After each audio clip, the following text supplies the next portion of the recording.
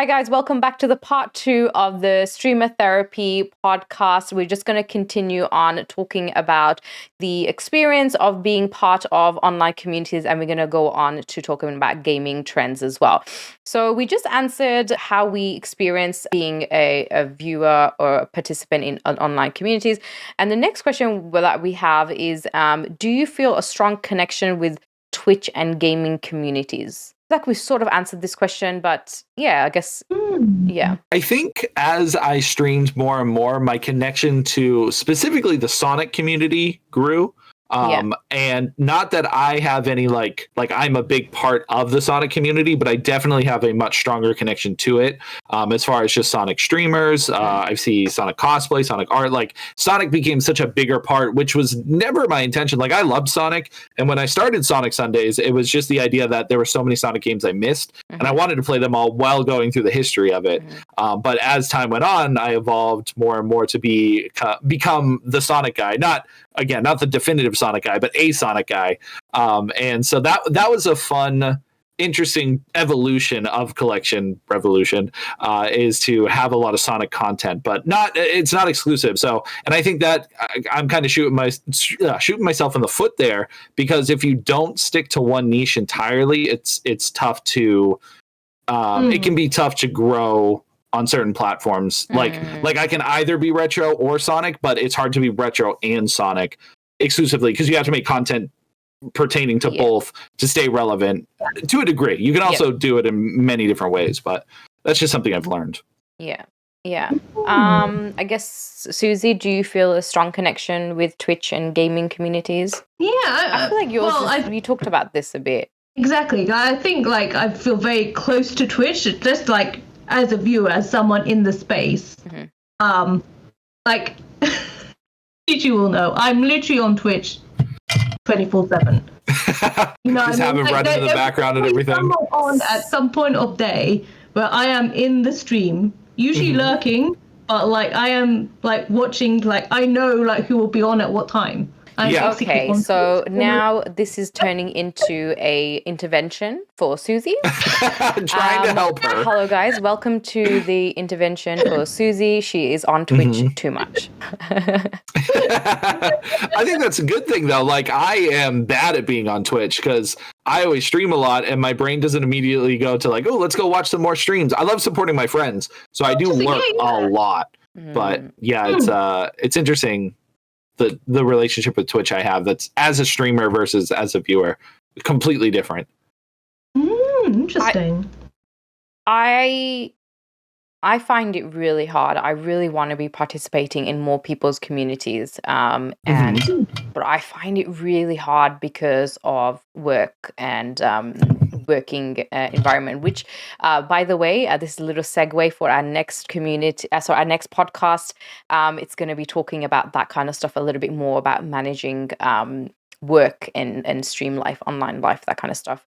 But yeah, I think it's I find it hard to be on people's streams as much as I want to be, but I do feel a strong connection regardless. That's why I love Discord. I feel like Discord brings us back, and I can be on Discord and I can spam your Discords at any time I feel like it.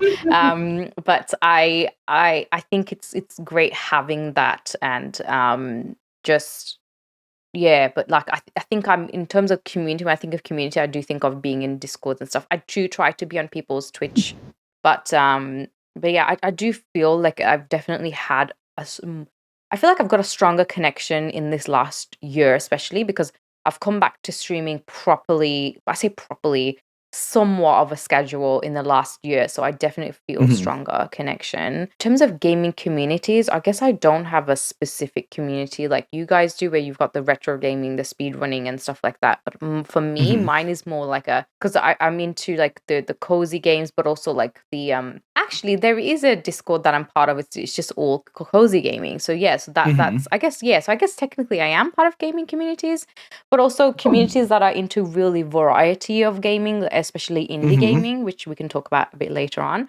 All right, so I guess the answer for that, you guys have answered the strong connection thing earlier anyway when you were talking about how you started streaming. So right. So the next question is, how do we handle both positive and negative feedback from your community and the larger online world?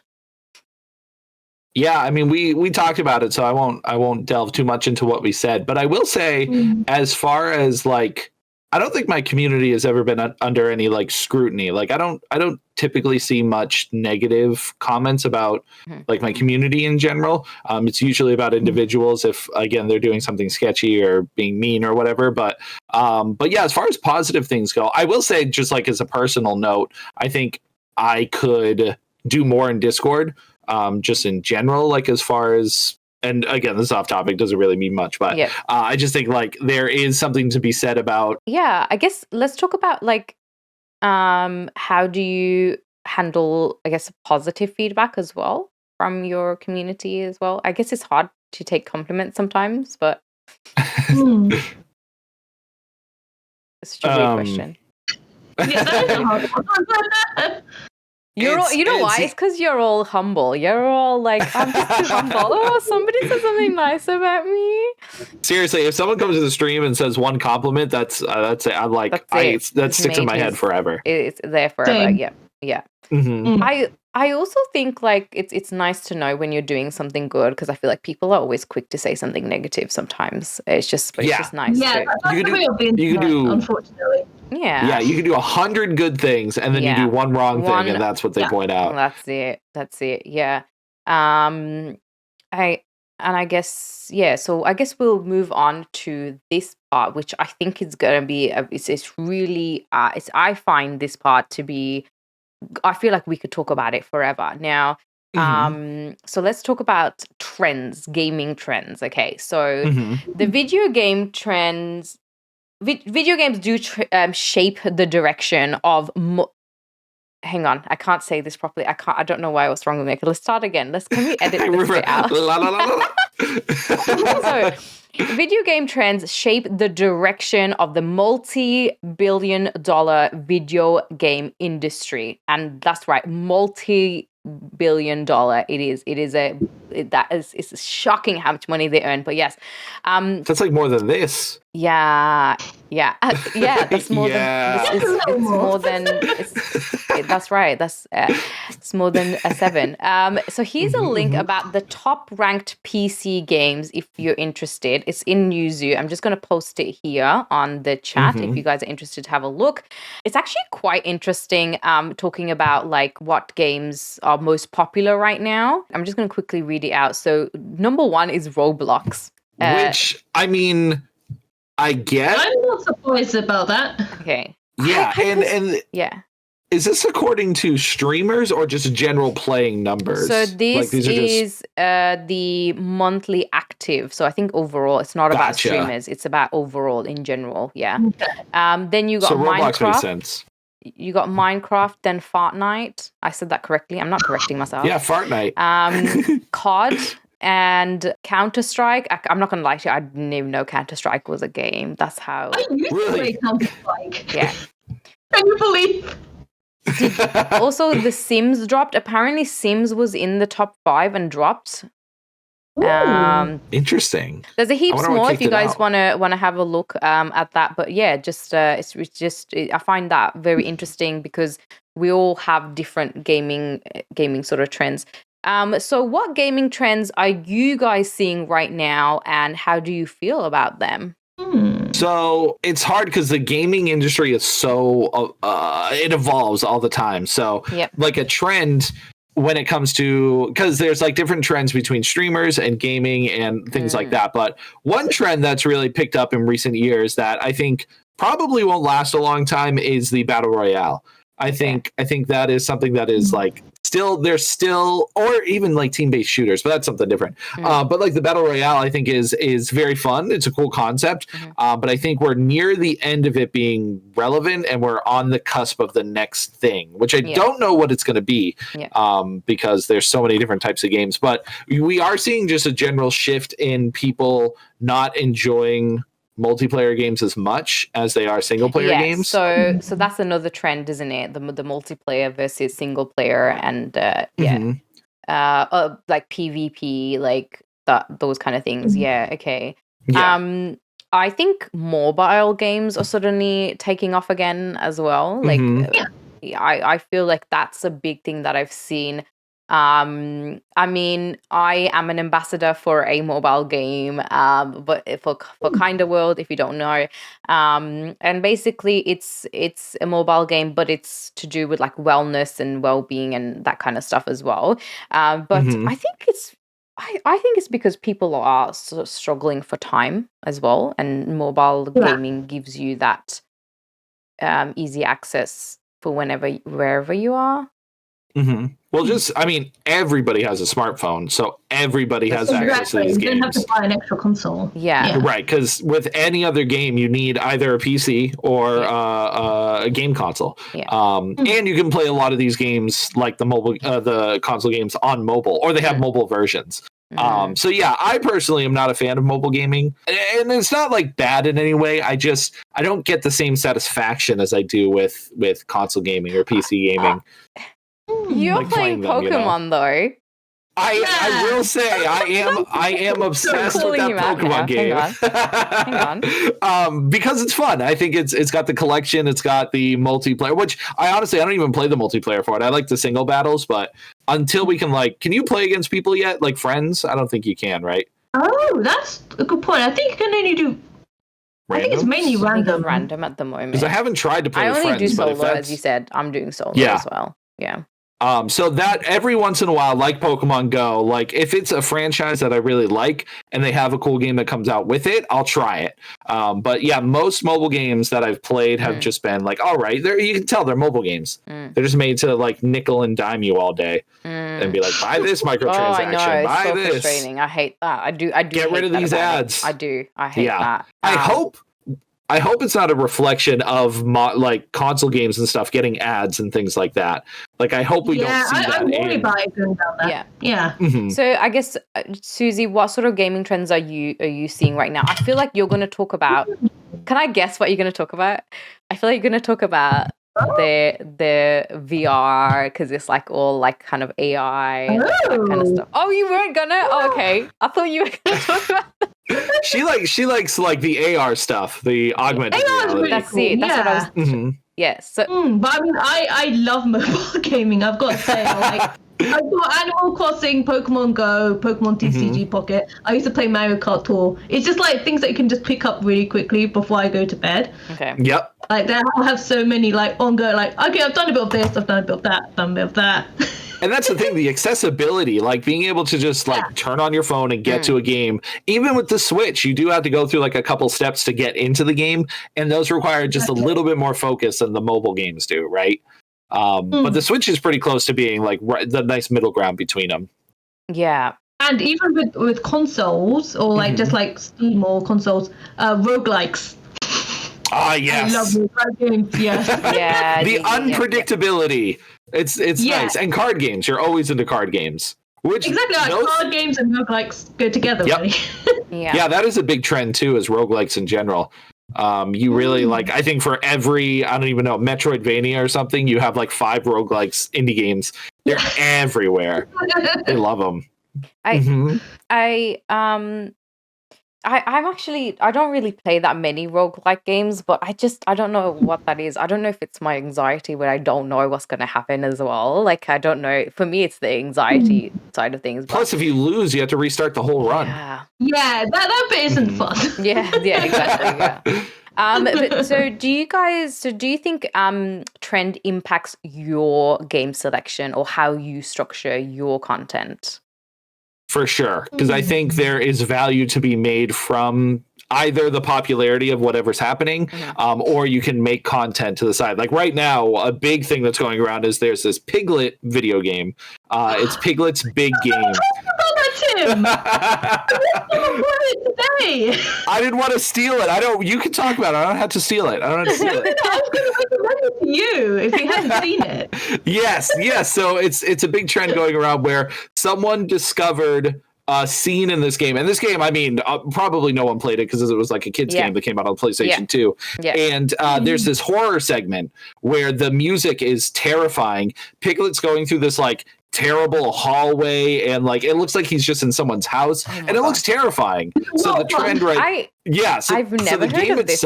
I feel like I have to look this up. It's pretty funny because it's seriously like a horror thing in such a, because the whole game is not scary. It's cute, innocent. It's a Winnie the Pooh game. But right now people are buying the game to stream it. So the value before this trend happened, the game was about, I don't know, $50-$60. People are selling it for $300. The game went up to $300 for a physical copy, just because of this one horror scene in it. Wow. So I plan on playing it next week. I'm gonna stream it next week. No way. Did you pay $300? Because I want to see the horror thing. No.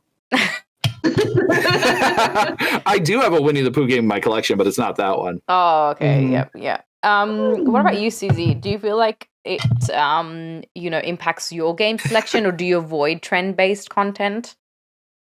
Well, I was going to say, all these like most popular PC games, I have never streamed any of them. Oh, well, there you go. That's a good point, actually. What have I streamed that's on this list? Yeah. Yeah, that's the thing. I guess I don't really follow like popular trends. I like the more obscure trends. Yeah, because I mean, as well, like if you were like to go, I'm just going to play like the most popular game. If everyone's going to be playing that, it's almost harder to find you. Yeah, and the streamers would be playing that as well. Yeah. Right, it's a 50-50. Because I always think that I might get what's the word, like overshadowed, or it's so filled with people that you just will not get viewed. But the opposite could happen, and you have a much wider audience of finding you. So it's like the pros and cons of it. Exactly. That is really hard. I think overall, I think I don't really go too much on the trend base. I just play whatever I feel like playing at the time. And sometimes like I do notice a game more because it's been trending, but I don't select it. For me, I don't select it because everyone's playing it, I'm gonna get more viewers. I play because I will enjoy it, but also because I'm one of those people, you can tell everything just through my face. So when I'm not enjoying something, I am not enjoying it, and I cannot do any. And my content creation, everything, it just sucks. I'm just like you don't feel it. Yeah, this is it. When is it gonna end? I'm having a great time, guys. Yeah, I love this game. I'm loving it. I'm having so much fun. Yeah, it's funny though. When I look through the popular game list, most of them I don't even really care for. Like the first one that I'm like, oh yeah, that game's incredible is Cyberpunk. Cyberpunk's amazing. And not to say any of these games are bad, but they're so popular and they're so overdone that I'm just like, I want to play the crazy things. I want to play the retro things. And it stinks because you need to play some of that big stuff to sometimes, grow more. Every now and again, you gotta do that. It's interesting you said Cyberpunk, because Cyberpunk came out and there was a lot of people that was like love and hating it, and there was like no in between. People said it either sucked, or some people said I love it, why are you hating on it? And there was such a divide online about Cyberpunk. Yeah, it was wicked broken when it came out. It was super like underbaked. They had to do a lot of fixing up. But it's still that base level. Even the like bad version is so good. They fixed it now. It's what they wanted it to be. But that bad version was fun because the glitches were crazy. But not everybody wants glitches in their game, or laugh when they have glitches, or there were game breaking ones. So it was rough. Very split. Glitching is inherently Cyberpunk. Did they not think of that? That's true. It fits super well. Yeah. I also think, like, I was just reading quickly in chat where they said, like, I do agree with this, where people, because if it's a trend-based game as well, like a trendy type of game, you get so many backseating. Many backseaters. Because they just hopping from channel to channel playing this game because they know so much about the game now.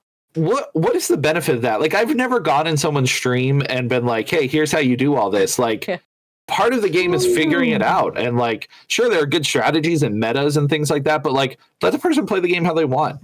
Yeah. I don't know. Yeah, yeah. I mean, look, I always say to people, I don't mind backseating if I'm asking you for help. Exactly. Yeah. Yep. Just understand the room you're in when you're backseating. Like, people will ask for it if they need it. Yes. Yeah, Exactly. definitely. Yeah. I mean, I don't mind that bit of backseating if I'm constantly, if I'm asking a question, like, I actually don't know if you have any ideas, let me know. But I don't like the backseating where it's like you're still trying to figure it out and you sort of have a mindset of what you're going to do. And then they're like, oh, you should go do this and you should go do that. Oh, by the way, this happens if you don't do this. I'm like, oh, gee, thanks. You just ruined the game for me. Nothing's worse than horror games. Every time I play like a Five Nights at Freddy's or a Poppy, or you always get people like kids. You know, I always expect it when I see you streaming that. I know. And they usually are good streams, like viewer wise, they do well. But you always get people. I think it's kids, but you always get people coming in like, "Hey, did you know if you go left here, there's a crazy glitch?" Like they just tell you everything. And it's like, so let me play. What would you say is the most backseated game? Oh, I see a lot of backseating in Pokemon. Like I've had. Oh my god, I was gonna say yes, 100%. Yeah. Pokemon community are on another level. I've talked about it already. If you want to hear me go complain about it, go listen to my other podcast. But I will say they are intense. They're just like, stop it. Stop talking about something else. I just want to see you play Pokemon. Stop it. Stop drawing. Go. Stop doing it's your stream. You can do what you want. Yeah. But there are some communities out there that are pretty intense, for sure. Pokemon, for sure. Apparently, Breath of the Wild is a most backseated game. Can you imagine that for like shrines, maybe? Zelda 2 in general, just like any Zelda game, people could be like, yeah, I can see that. Yeah, I'm trying to think of other ones. Oh, Undertale was one for me. I've seen that once, and someone was telling me stuff that happens at the end of the game, and I had just started. Crazy. And they're like, oh, you haven't gotten that far, so it doesn't matter. So I'm like, why are you it's like, it then? You think I'm going to forget what you told me? Like, we might have not finished it. Yeah, I actually remember you raiding into me once, Susie, and you told me that somebody was backseating you, and I was so annoyed, and you accepted it. Oh, was it the Undertale? Yeah. Oh, there you go. And I was like, well, there you go. I was like, oh my God, that's so annoying. Why are they doing that? There was a time where I was playing Hatterful Boyfriend, and Susie was in the chat, and I was like, I just wanted her to backseat, and she refused to backseat me. And I was like, I said, nobody else except for Susie is allowed to backseat me. Susie loves that game. I know. Yeah, it's she's a professional. Favorites. Oh man, it was a pretty crazy game, but I still gotta play it. You've got to. And then Susie can backseat for you. I'd be like, okay, Susie, what do I do here? Teach me. Oh my gosh! If you guys haven't heard of Hatterful Boyfriend, it's where you literally date birds. But you're not a bird, right? You're a human. Yeah, you're a human dating birds. There's a reason for that. I gotcha. I mean, it's that's what I'm gonna say. Google it right now. So yeah, you might get surprised. I was totally surprised. I'm not going to ruin it for you if you haven't played it, but I was very surprised. Okay, so going back to game trends, I guess. So what's one game trend that you're excited about, and then one that you're skeptical of? I guess we were talking about like microtransactions, like seeing that bleed into like console gaming is a little worrying. Okay. Yeah, loot boxes and things. But I think we're seeing a trend where those are kind of fading away. Like they're still in games, but I feel like I haven't seen them be prevalent as much. Battle passes are one that I'm not the biggest fan of, and those are in everything. So that's essentially when you have to buy a season pass, and you are rewarded every level with like skins and things like that. But so it's usually in free-to-play games, but even games you have to pay for will have it too. And I'm not the biggest fan of that.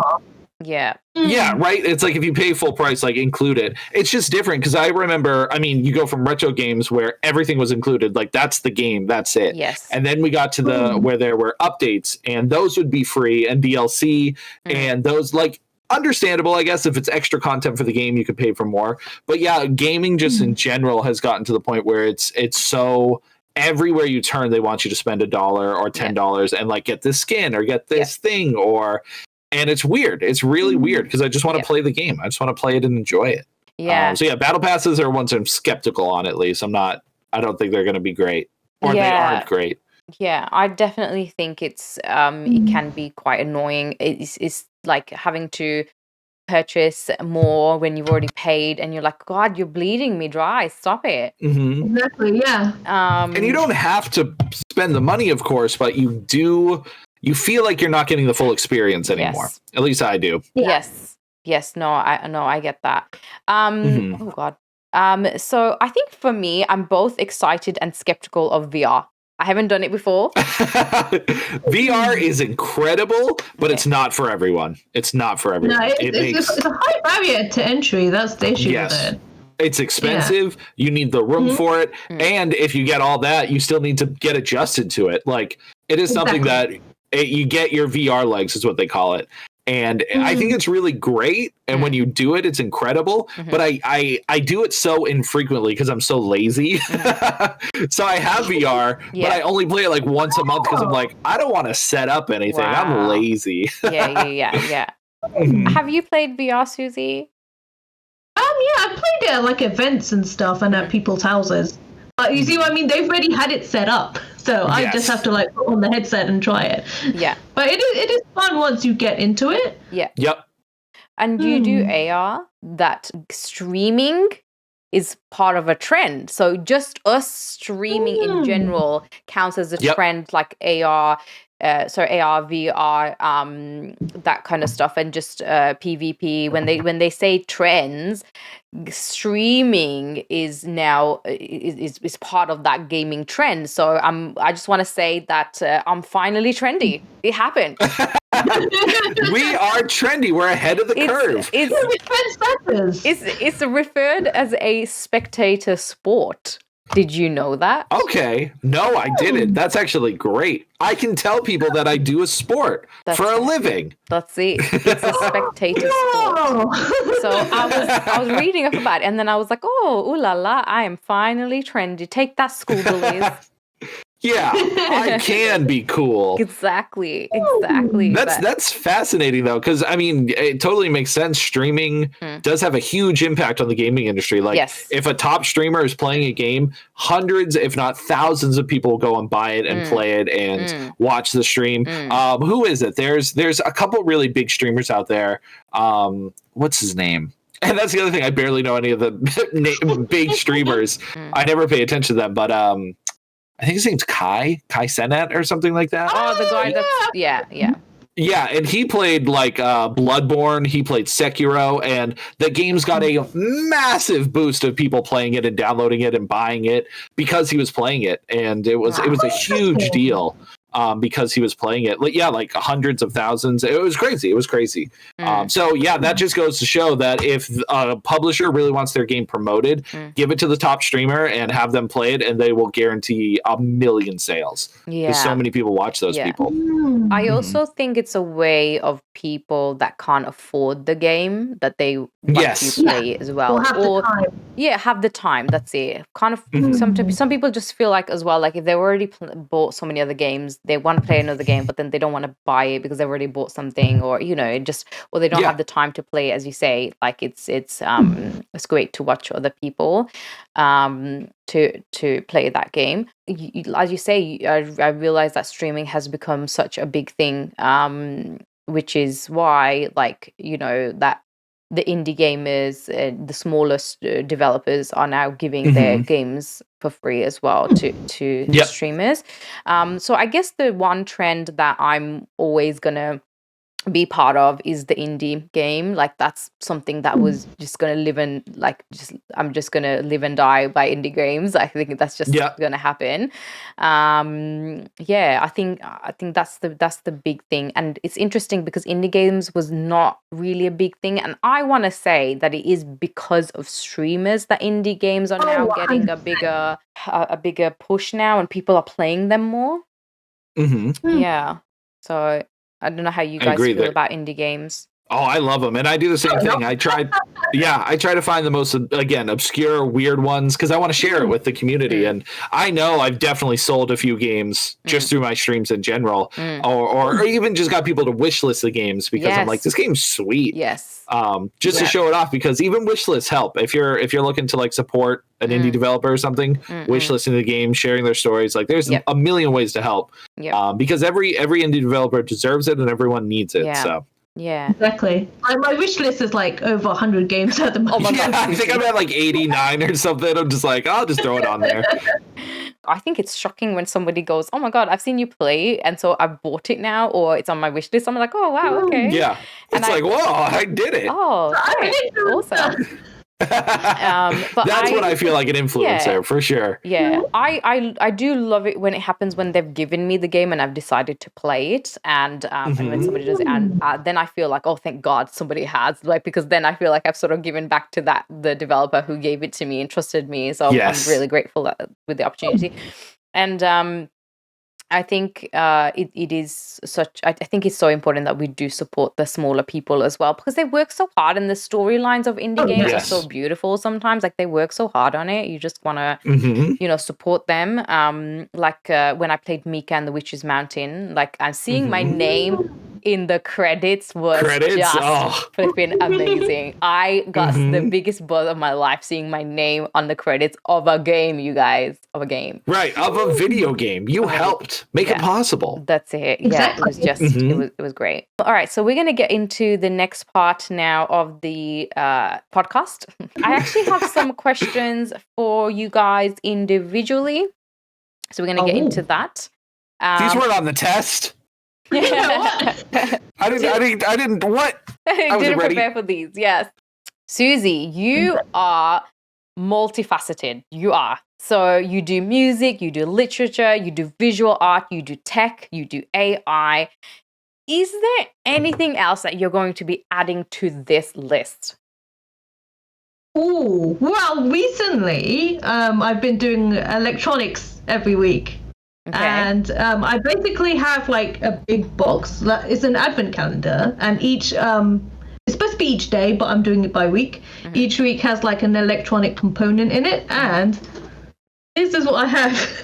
Oh so my God. Each day you have to add something new to it. Yeah. So this is like a buzzer, and this is a light detector, and this week when I do it, it's going to be a motion detector. Wow. Oh. So you can actually make your own burglar alarm. Oh. That's cool. Is that what you're making? Like, do you know what the end result of everything is? Well, that's going to be this week's one. Gotcha. Are you streaming this, by the way? Yes. Oh, okay. That's amazing. That is amazing. Okay. Again, it's something so unique. Now, I actually have a question. What inspired you to create Strawberry the Pony AI? So, just really quickly, Strawberry is an active AI in Susie's chat. Talks to you, everything. It's flipping amazing. So what inspired you to create Strawberry? So it was actually like a combination of things. The company that I've made the custom AI for, they announced that you could create your own like specific bots within their company, and it was actually through watching something on Tim's stream. Oh. Yeah. Me? Yeah, it was the Mega Man Battle Network series. Yeah. And then seeing the idea of like PETs. And I thought maybe I could make my own. And I thought to model it on Strawberry. Wow. So you're hiding in the background. Yeah, exactly. That's cool. So it's a video game that influenced you to pursue it. That's the word. And so how was the process of it? Like, is it complicated? Do you have to like train it to think like a horse? The actual initial setup isn't too complicated. It's actually getting the Twitch bot, which was a lot harder. Oh, really? Yeah, it's a lot harder than the initial setup. That's funny. I would think like setting up an AI bot would be challenging. And then the bot would be easy because the YouTube video would be like, oh, just connected here. Yeah, because I think a lot of stuff was already like inbuilt for that purpose. Gotcha. Right. Like, to make a Twitch bot by like scratch, basically. I feel like I think because Twitch has too many guidelines, a lot of guidelines as well now. So it's like you got to make sure that you tick off everything, and I think that's probably why. Oh yeah. Just because you have to do all sorts of stuff in the dashboard and everything to even begin making an app for Twitch. Yeah, that's amazing. That's so fascinating. Like, as I said, multifaceted, multi-talented, and what I wrote a post saying multi-award winning, and then in brackets, we're the ones who gave the awards, and that's the only award that matters. Okay, she got an award from us. That's the main thing. Okay, I award you this Eggman Pog. Oh, that's great. So cool. Focus camera. There we go. You do know she's expecting you to post it to her now, right? Yeah, ready? Just hold your hand out. I'll give it to you. Ready? Here we go. And doink. Got it. Nice. Amazing. That would have been amazing if you pretended to get something else at that point. She just like pulled it out. We should have planned it ahead. Oh, no, it would have been so good. Next time. Next time, yeah. So I guess that was all my questions for Susie. Thank you so much for answering those. I wanted to ask Collection. If you guys don't know, I actually asked Collection a bunch of questions already in our last podcast, so definitely go check that out.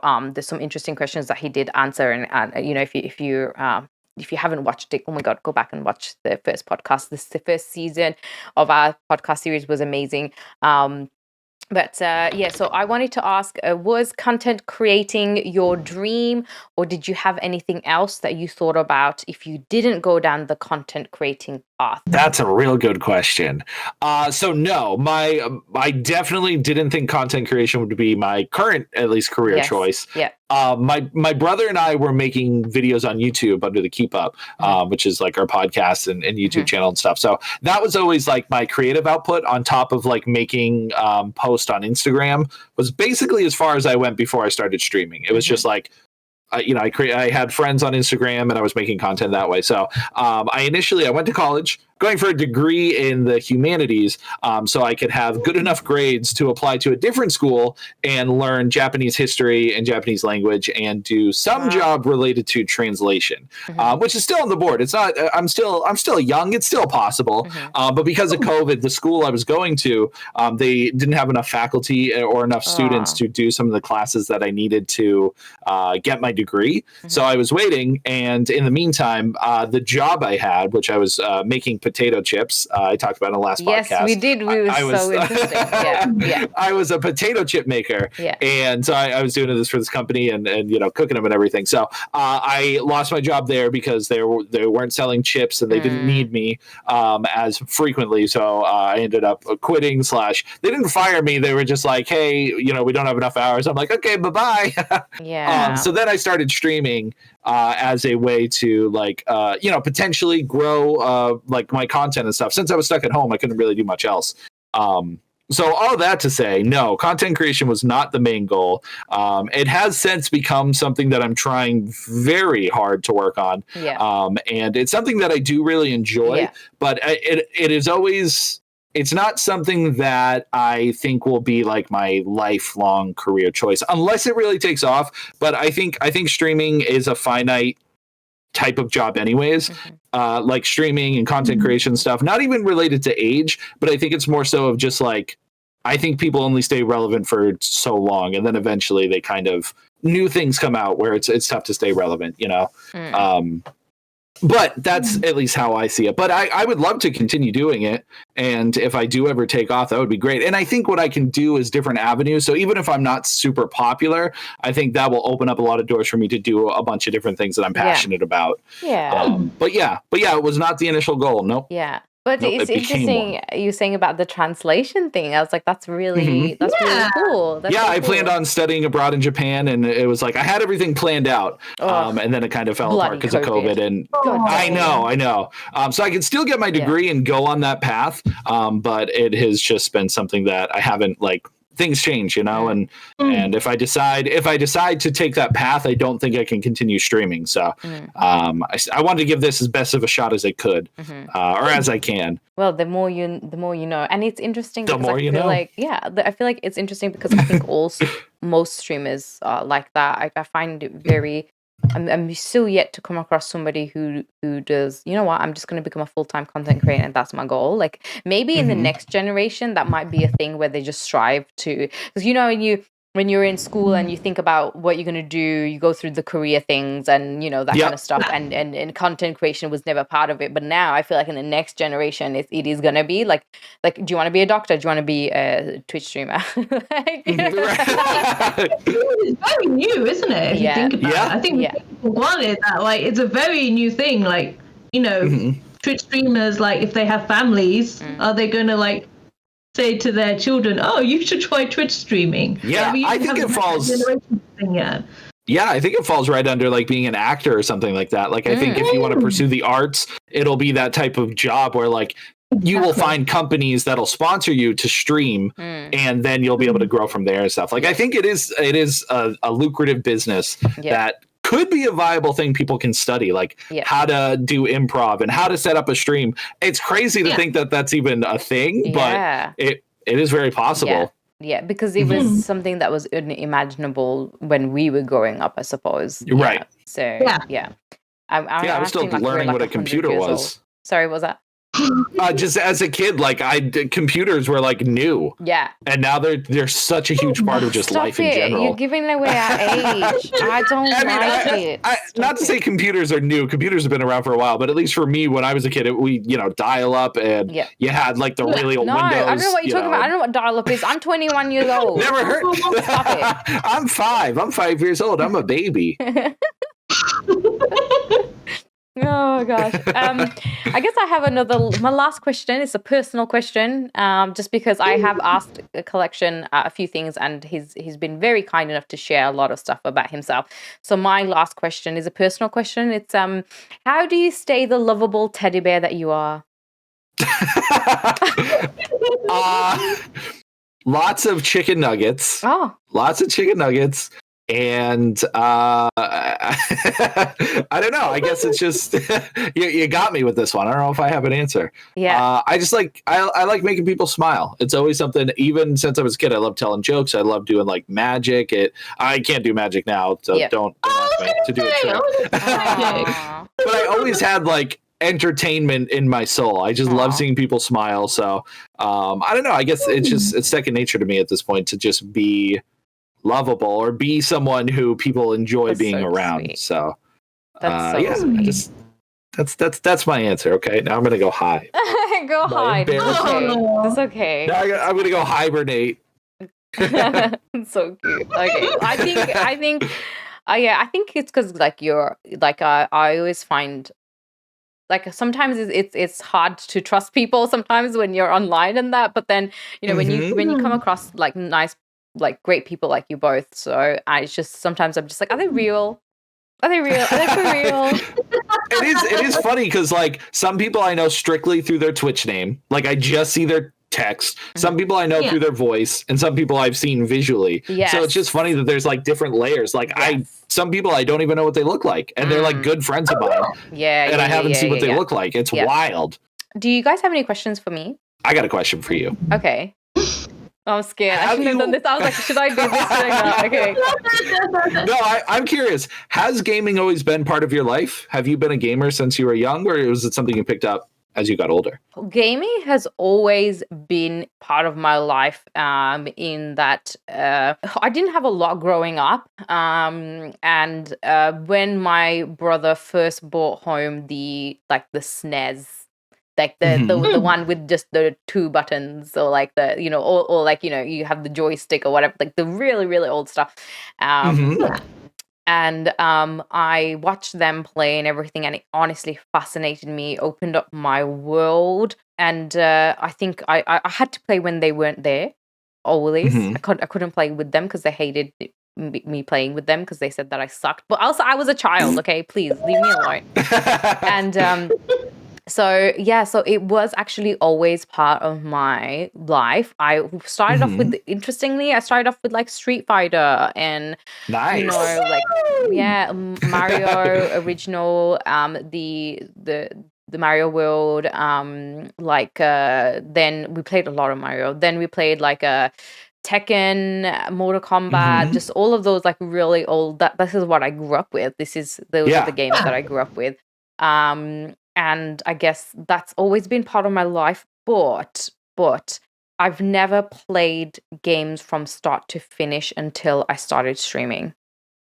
Interesting. So you never finished any games? Like you would just play them and then drop them? Interesting. Yeah.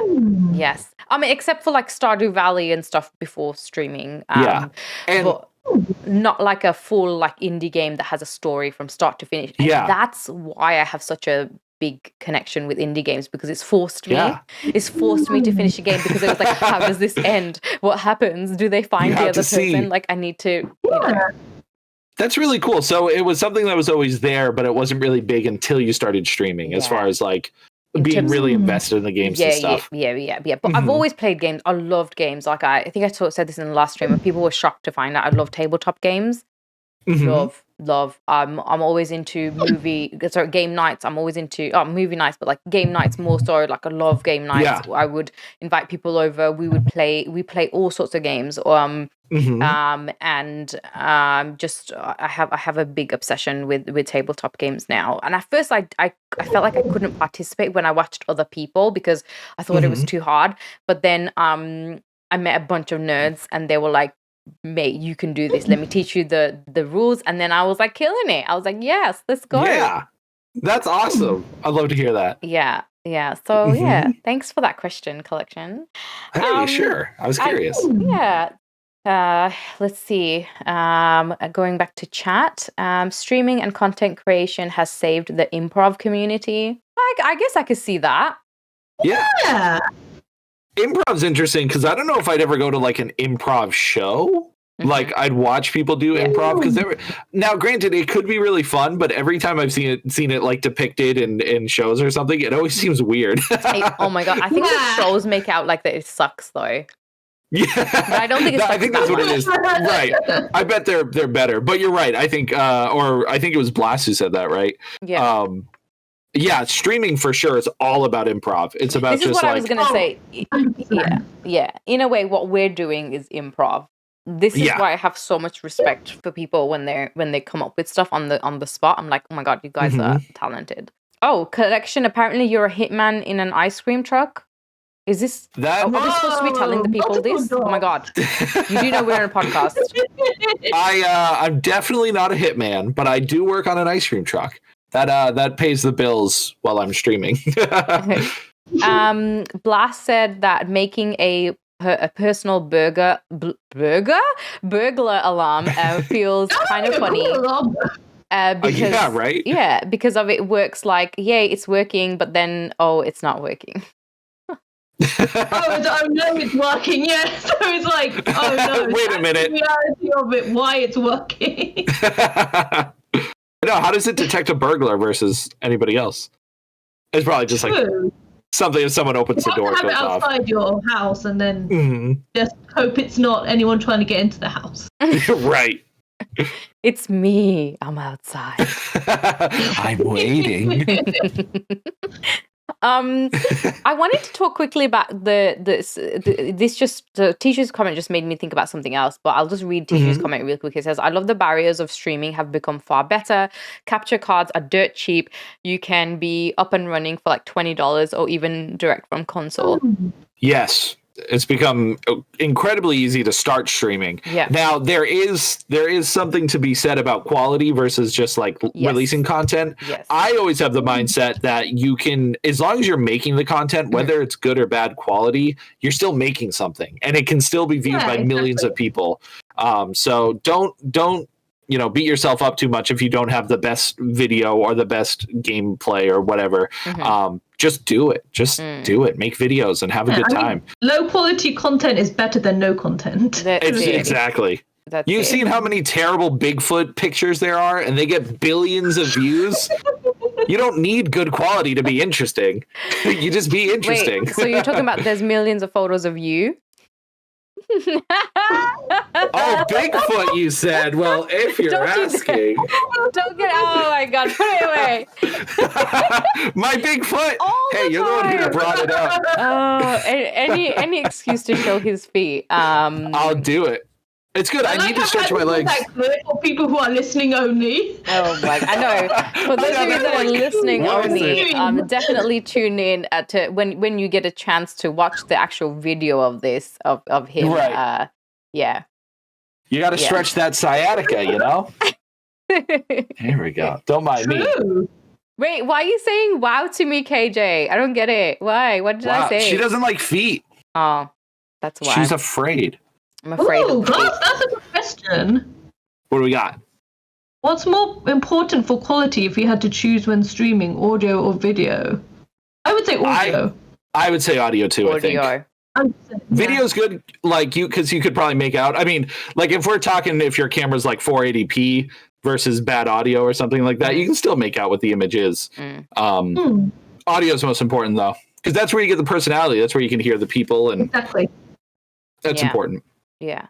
I think so one of the things that I was going to say before that question, sorry, I just wanted to quickly add, having Steam Deck, have you guys had the Steam Deck where, is it called Steam Deck, the one that you can play games from your PC?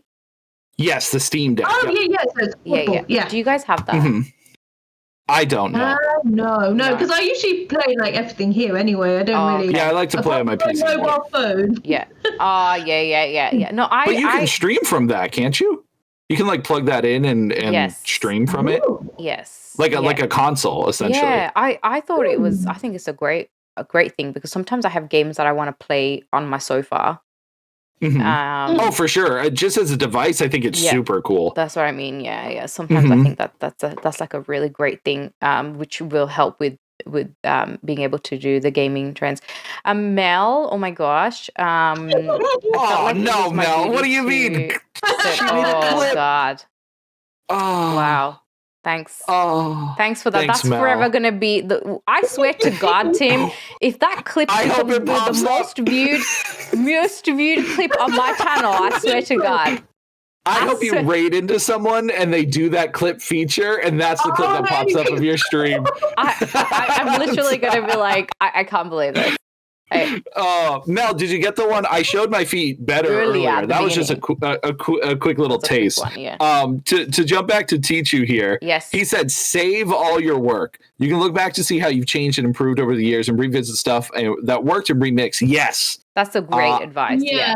Absolutely. I tell everybody sometimes it's cringe and the quality's bad, but if you're a streamer or mostly this is like streaming advice, but you can download your VODs and upload them to YouTube, but make the videos private. I have every stream I've ever done since I started all on YouTube, and I have them privated because I intend to do like thumbnails and stuff. But I can grab clips from them. Yeah. It's my whole history there. So if I'm dying, I'm going to make them all public so people can watch my history. But yeah, it's that's a good idea. And it's free. It's easy to do, and you don't have to save your videos and fill up a hard drive. You can literally just upload them to YouTube, and it's just for free with that account. There's no limit or anything. So highly recommend doing that. That's a really good advice. And I said that last time, and I still haven't done it, but I think it's great advice. I need to do it. I just don't have the time to do it, but I need to do that. I know it's tough. It's tough. They do have a button where you could download it directly to a YouTube account too. Yeah. So you don't even have to download it and then upload it. You can just send it right to YouTube. Yeah. On Twitch at least. Oh, that's interesting. Yeah. That's you're right. You don't have to do that much. So you can just download, go in, and That's if you're not got any DMCA though. I assume you wouldn't. Yes. Yeah, YouTube would block it anyways or mute it or tell you like, hey, this is blocked here. Like they'll let you know. They won't just take you out if that's the case, you know. Yeah. Hi guys. Thanks so much for listening to part 2 of the Streamer Therapy podcast, Unpacking Communities and Gaming Trends. I hope you stick around and join us for next week for when we do part 3, which is going to be the last part of this podcast series. I really appreciate you listening and staying tuned for these podcasts. And if you have any questions or if you have any suggestions or anything like that, please drop them in the comments. And thanks so much for listening or watching. Take care. Bye-bye.